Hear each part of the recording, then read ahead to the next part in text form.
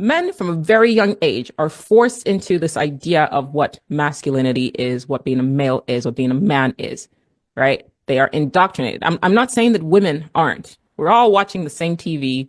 We're all being raised more or less by the same types of parents, right? You know what a girl is supposed to be like, and you know what a man is supposed to be like, more or less. But I'm saying men get that imposed on them even more so.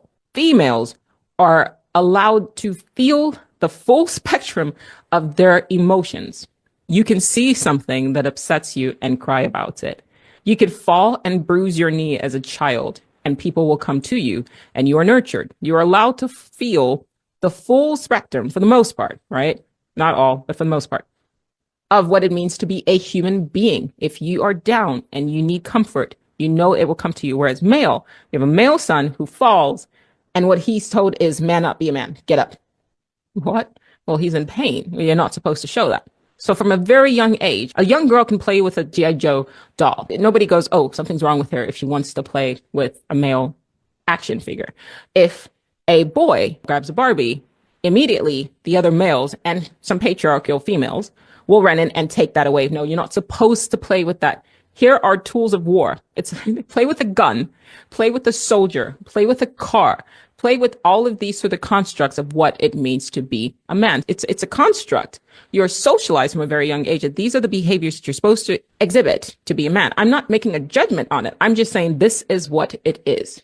And so now you have men who start off as little boys who aren't allowed to feel, right? So you have a boy who's very sensitive. And then the other men are like around him, the other boys who are also likewise being indoctrinated by their fathers, by their uncles, even by their own mothers as well.